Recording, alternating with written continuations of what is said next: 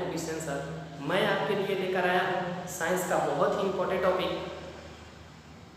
कार्य तथा ऊर्जा, जिसे इंग्लिश में वर्क एंड एनर्जी बोला जाता है। तो दोस्तों, इस चैप्टर से आज हम सीखेंगे कि कार्य क्या है और ऊर्जा क्या है।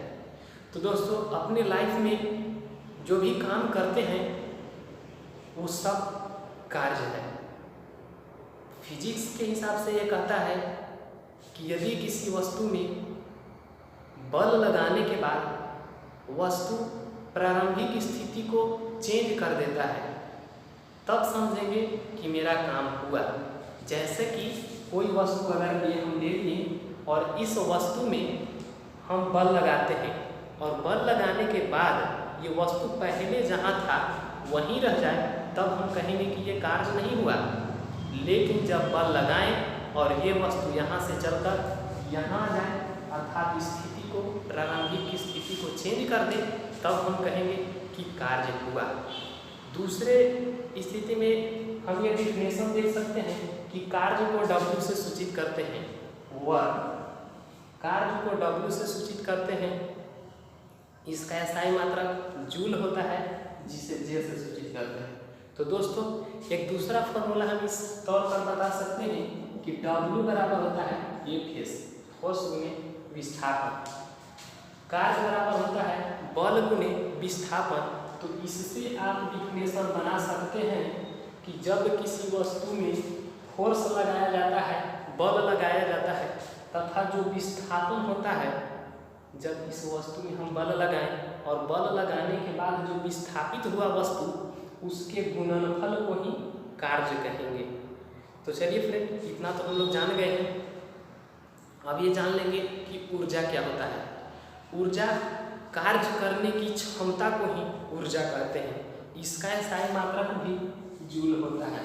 तो दोस्तों, इसमें एक क्वेश्चन आता है कि कार्य और ऊर्जा दोनों का SI मात्रक जूल ही होता है। ये आपको ध्यान रखना है, जिसे J से सूचित करते हैं। तो दोस्तों, इतना तो हम जान गए। आज हम बात करेंगे कार्य तथा ऊर्जा से रिलेटेड जितना भी ऑब्जेक्टिव क्वेश्चन है जो अक्सर एग्जाम में पूछे जाते हैं, वो आज इस वीडियो में चर्चा करेंगे। तो आप इस वीडियो को लास्ट तक देखें, और यदि आप मेरे इस चैनल पे नए हैं तो प्लीज़ इसे लाइक और सब्सक्राइब करें। तो चलिए फ्रेंड, 1 नंबर क्वेश्चन की बात करते हैं। ये क्वेश्चन कह रहा है कि कार्य जो बल एवं विस्थापन के गुणनफल है वो क्या होगा। ए में दिया है सदिश, बी में दिया है अदिश, सी में दिया है न सदिश न अदिश, डी में दिया है केवल संख्या। तो ये अदिश राशि हो जाएगा, जो कि ऑप्शन नंबर मेरा बी है। दोस्तों देखिए, गड़बड़ाने के लिए क्या दिया है कि वर्ग बराबर दे दिया है विस्थापन, अर्थात बल गुने विस्थापन, जो कि देखिए बल भी क्या है, सदिश राशि है, और ये विस्थापन भी क्या है, सदिश राशि है। और स्टूडेंट अक्सर सोचता है कि ये क्वेश्चन में दे रखा है कि कार्य जो बल एवं विस्थापन के गुणनफल है। तो देखिए, बल भी यहाँ जो है सदिश के ही है। बल कौन सा राशि है, सदिश राशि है, और विस्थापन भी सदिश राशि है। ऐसे दोनों सोच करके हमें सदिश राशि नहीं मानना है, बिल्कुल गलत हो जाएगा। इसमें मानना है वो अदिश राशि है। तो ये सब बात को ध्यान रखना है। चलिए, सेकंड क्वेश्चन कहता है कि जूल मात्रक है। जूल किसका मात्रक है। ऑप्शन ए में दे रखा है कार्य और शक्ति का, बी में दे रखा है शक्ति और ऊर्जा का, सी में है बल का, और डी में है कार्य और ऊर्जा का। दोस्तों, इसका आंसर डी हो जाएगा, कार्य और ऊर्जा का। अभी मैंने डिफिनेशन में बताया है कि कार्य और ऊर्जा दोनों का SI मात्रक जूल होता है। तो चलिए, थर्ड नंबर की बात करते हैं कि वाट निम्नलिखित में से किसका मात्रक है। ये ऑप्शन ए में है कार्य का, बी में है ऊर्जा का, सी में है शक्ति का, और डी में है इनमें से कोई नहीं। तो ये वाट जो है से शक्ति का है, पावर का। शक्ति को पावर बोलते हैं इंग्लिश में ना, जिसे P से इंडिकेट करते हैं। पावर होता है शक्ति का, जिसे वाट होता है। इसका SI मात्रक क्या होता है, वाट होता है, जिसे W से इंडिकेट करते हैं। तो ऑप्शन नंबर मेरा कितना हो जाएगा, सी हो जाएगा। तो सी में मेरा सही है, इंडिकेट कर देना है। चलिए नेक्स्ट क्वेश्चन की बात करते हैं ये कह रहा है कि यदि किसी वस्तु का वेग दुगना हो जाए तो उसके गतिज ऊर्जा क्या हो जाए। देखिए क्वेश्चन क्या लाजवाब है। यदि किसी वस्तु का वेग दुगना कर दिया जाए तो उसका गतिज ऊर्जा क्या होगा। ऐसे ऐसे क्वेश्चन अक्सर एग्जाम में पूछे जाते हैं। तो पहले ये जान लेंगे कि वेग, आइए बनाते हैं इसको। वेग तो पहले v था मेरा, v था, लेकिन इसको कह रहा है कि 4 गुना कर दिया जाए। कितना गुना, सॉरी दुगना कह रहा है ना, वेग को दुगना कर दे रहा है अर्थात 2v कर दे रहा है। तो गतिज ऊर्जा इसका क्या होगा। तो चलिए गतिज ऊर्जा का अर्थात काइनेटिक एनर्जी, काइनेटिक एनर्जी का फॉर्मूला हम लोग पढ़े थे 1/2 mv²। ये होता है 1/2 mv²। तो 1/2 mv² ही हो जाएगा। इसको चलते हैं दोस्त 1/2 m और v के जगह पर 2v बैठा हुआ है तो 2v के स्क्वायर हो जाएगा 1/2 m 4v² हो जाएगा। अब दोस्तों यहाँ 4 को हम बाहर निकाल सकते हैं 4 × 1/2 mv²। यहाँ पे क्या रखा है 1/2 mv²। अब देखिए तो ये वाला और ये दोनों सेम है तो ये कितना गुना हो गया 4 गुना हो गया। नहीं, यदि वेग को दुगना कर दिया जाए तो मेरा गतिज ऊर्जा कितना गुना हो जाएगा 4 गुना हो जाएगा।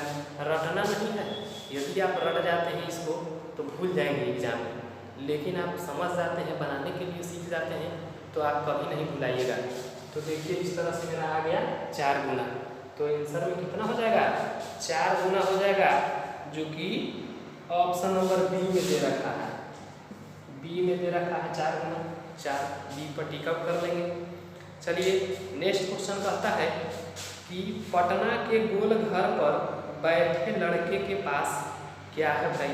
ऑप्शन ए में दे रखा है गतिज ऊर्जा है, बी में दे रखा है स्थितिज ऊर्जा है, और सी में दे रखा है गतिज ऊर्जा और स्थितिज ऊर्जा दोनों है, और डी में दे रखा है कि कोई भी ऊर्जा नहीं है। तो जब कोई वस्तु या व्यक्ति कोई है गोल घर पर यहाँ बैठा हुआ है, गोल घर पर बैठा हुआ है तो वो प्रारंभिक स्थिति में कोई चेंजिंग नहीं ला रहा है, अर्थात वो जहाँ बैठा हुआ है वहीं पे है। तो हम कहेंगे कि ये जो वस्तु है उसमें स्थितिज ऊर्जा है, अर्थात ऑप्शन नंबर मेरा बी सही हो जाएगा। बी में क्या है स्थितिज ऊर्जा है, तो मेरा ऑप्शन बी हो जाएगा। चलिए फ्रेंड नेक्स्ट क्वेश्चन की बात करते हैं। ये मेरा नेक्स्ट क्वेश्चन कह रहा है कि अगर किसी पिंड का वेग आधा कर दिया जाए तो उसके गतिज ऊर्जा क्या होगा भाई। ऑप्शन ए में है आधी हो जाएगी, ऑप्शन बी में कह रहा है दुगनी हो जाएगी, सी में कह रहा है 1/4 हो जाएगी, और डी में कह रहा है कि 1/3 हो जाएगी। भैया रटना नहीं है दोस्त। आइए बनाते हैं इसको कि अगर किसी पिंड के वेग आधा कर दिया जाए। अरे वेग पहले था v, लेकिन आधा कर दिया गया है अर्थात 1/2 भी नहीं, इसको v/2 भी लिख सकते हैं इतना। तो चलिए क्या कह रहा है कि गतिज ऊर्जा पर क्या प्रभाव पड़ेगा। तो आइए इसको बनाते हैं कि 1/2 mv² गतिज ऊर्जा था काइनेटिक एनर्जी का फॉर्मूला हम लोग को तो पता ही होगा 1/2 mv²। इसको बनाते हैं 1/2 m और v के जगह पर कितना बैठा है v/2²। इसको हल कर देंगे तो v²/4 हो जाएगा। नहीं तो आइए 1/4 जो है उसको बाहर निकालते हैं 1/2 mv² इंटू में हो जाएगा 1/4। और ये क्या आ गया मेरा, ये तो जस्ट के थोड़ा से रहेगा क्योंकि वेग के कितना है मेरा v ही है। तो ये देखिए तो कितना गुना हो गया 1/4 गुना। देखिए ऑप्शन कहाँ है मिलेगा ऑप्शन में आपका ऑप्शन नंबर सी में देख लीजिए 1/4 दिया हुआ है जो कि बिल्कुल सही है। मेरा सी ऑप्शन है बिल्कुल सही है 1/4 है। तो इस तरह के क्वेश्चन आते रहते हैं, रटना नहीं है। आगे क्वेश्चन की बात करते हैं दोस्त। 7 नंबर क्वेश्चन कह रहा है कि छत पर दौड़ते हुए बालक में क्या है? ऑप्शन ए कह रहा है स्थितिज ऊर्जा है, बी में कह रहा है गतिज ऊर्जा है, सी में कह रहा है स्थितिज ऊर्जा तथा गतिज ऊर्जा दोनों है, और डी में क्या कह रहा है भाई कि कोई ऊर्जा नहीं है। चलिए देख लीजिए इसको भी क्या है से। जब छत पर कोई बालक दौड़ रहा है तो इसमें क्या होगा? वो बालक जो है से छत के अनुसार क्या है, वो रनिंग कर रहा है, स्थिति में चेंज ला रहा है। जब चेंजिंग हो रहा है, बदलाव आ रही है, तो हम कहेंगे कि वो वस्तु जो है, वो बालक है, वो गति अवस्था में है, तो ये गतिज ऊर्जा हो जाएगा। और गतिज ऊर्जा हो जाएगा, लेकिन ये भी हम लोग जानेंगे कि वो छत है वो पृथ्वी के साथ क्या है, जैसे कि कोई छत ऐसे बना हुआ है ये पृथ्वी पर, तो ये तो इसके साथ स्थितिज अवस्था में है ना, तो ये जब स्थितिज अवस्था में है, पूरा घर ही मेरा स्थितिज अवस्था में है, तो वो बालक भी मेरा स्थितिज अवस्था में ही पाया जाएगा। वो दूसरे हिसाब से देखा जाएगा कि ये मेरा छत है, वो छत के हिसाब से अगर देखा जाएगा तो बालक गतिज अवस्था में रहेगा, लेकिन पूरे पृथ्वी के हिसाब से अगर देखा जाएगा तो पृथ्वी पर बना हुआ जो रूम है वो स्थितिज ऊर्जा में है, और इस रूम में जितना भी वस्तु है सब स्थितिज अवस्था में ही माना जाएगा। किसके अनुसार? ये पृथ्वी के अनुसार देखा जाए तो, लेकिन अगर छत के अनुसार देखा जाए तो वो लड़का गतिज अवस्था में है। इसीलिए मेरा ये आंसर गतिज ऊर्जा और स्थितिज ऊर्जा दोनों हो जाएगा। तो ऑप्शन नंबर मेरा क्या हो जाएगा? सी, जो कि सी में क्या है, स्थितिज ऊर्जा गतिज ऊर्जा दोनों है, तो सी में सटीक आउट कर लेंगे दोस्तों। तो चलिए आगे क्वेश्चन मेरा कह रहा है कि 10 किलोग्राम द्रव्यमान का एक पिंड 10 मीटर की ऊंचाई से स्वतंत्र रूप से गिरता है, तो जमीन पर पहुंचने के समय उसका गतिज ऊर्जा क्या होगा भाई? क्या बात है, क्वेश्चन बहुत बढ़िया है। एक बार क्वेश्चन को रिपीट करेंगे दोस्त।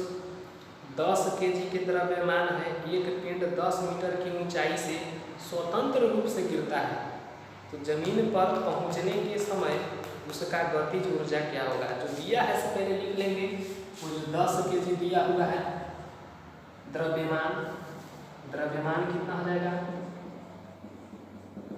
10 केजी हो जाएगा। और क्या दिया हो? ऊंचाई, ये बराबर दिया हुआ है 10 मीटर, इतना मेरा तो दिया हुआ है दोस्त। तो चलिए इसको क्या करेंगे, तो चलिए आइए हम लोग गतिज ऊर्जा के फॉर्मूला क्या पढ़े थे? गतिज ऊर्जा नहीं, स्थितिज ऊर्जा। स्थितिज ऊर्जा बराबर होता है mgh होता है ना, mgh होता है। तो m बराबर कितना है? 10 दिया है, और अगर g का मान नहीं दिया है तो हमको पता होना चाहिए कि g बराबर 9.8 होता है, 8 न्यूटन होता है, इतना है ना। g का मान 9.8 होता है, तो g की जगह पर इसमें तो नहीं दिया है, हमको समझना है, तो 9.8 रख देना है। और ऊंचाई कितना है?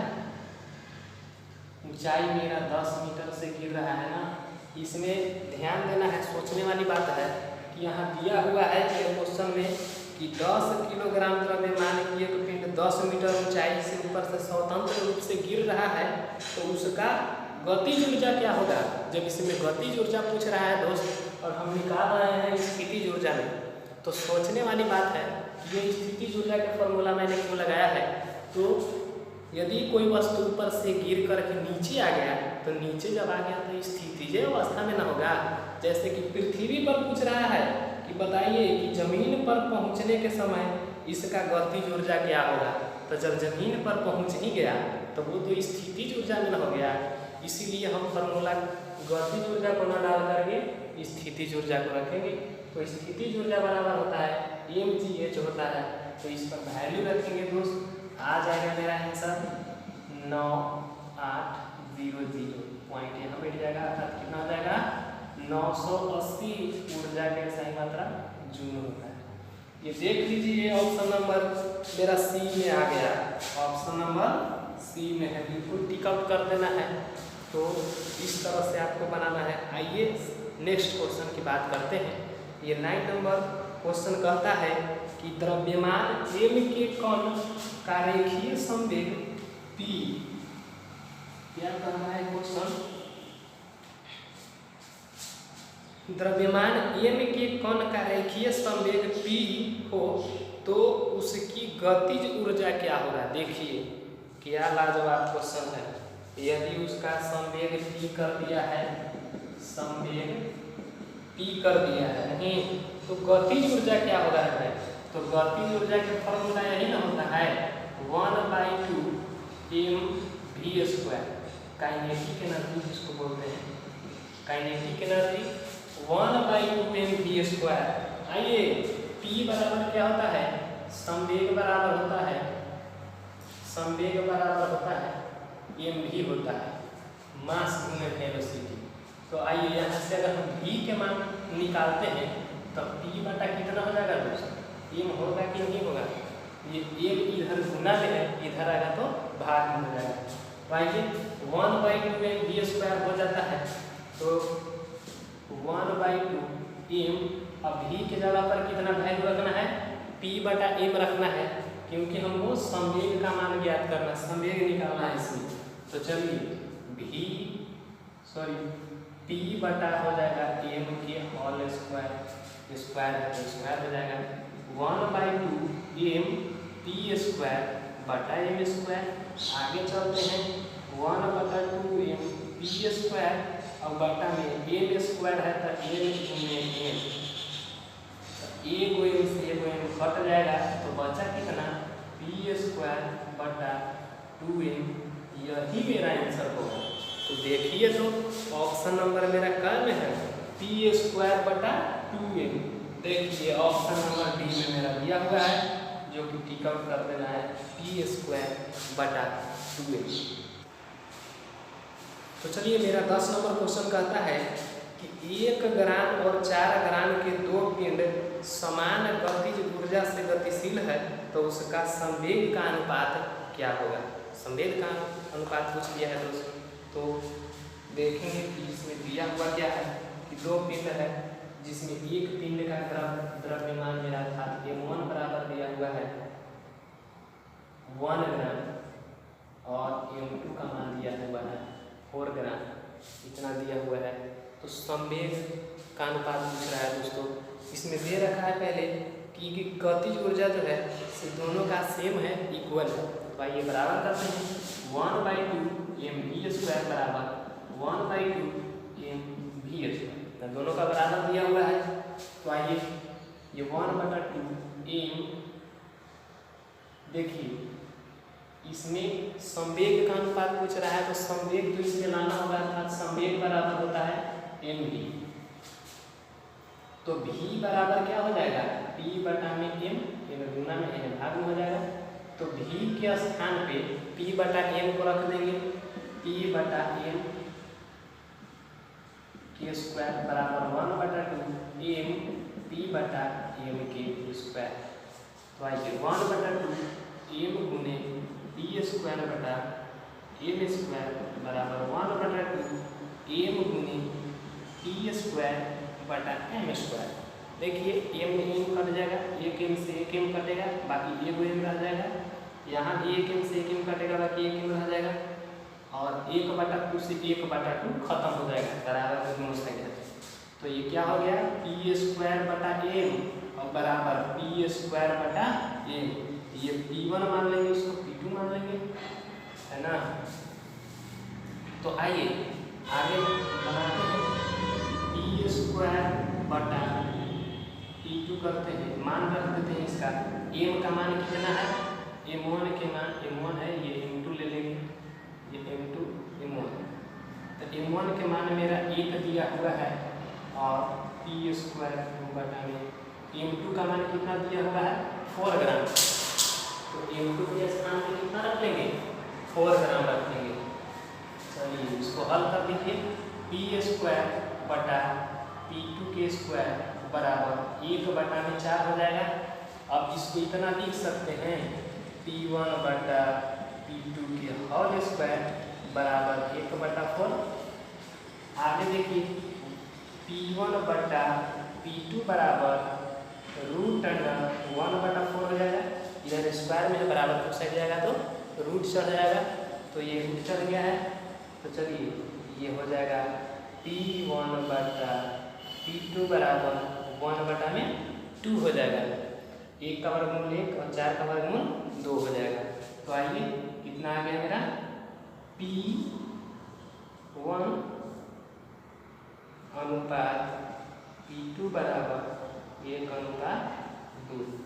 यही मेरा आंसर हो गया। तो देखिए ऑप्शन में मेरा ऑप्शन ए में तो नहीं है, ऑप्शन ढूंढिए। ऑप्शन सी में देखिए 1/2 दिया हुआ है, जो कि सी मेरा क्या हो गया, बिल्कुल करेक्ट हो गया दोस्त। आइए नेक्स्ट क्वेश्चन की बात करते हैं। आज का लास्ट क्वेश्चन है, ऊर्जा का व्यावसायिक मात्रा क्या होता है। ऑप्शन में दिया हुआ है जूल, वाट, किलोवाट घंटा या डी में है, इनमें से कोई नहीं। तो दोस्तों आप इसे बताएं कि इसका आंसर क्या होगा, और इसे कमेंट बॉक्स में लिख कर डालें कि इसका आंसर क्या होगा। और कोशिश करते हैं, उम्मीद करते हैं कि ये मेरा वीडियो आपको बहुत अच्छा लगा होगा। तो प्लीज़ इसे लाइक और सब्सक्राइब करें, शेयर करें। जय हिंद, जय भारत।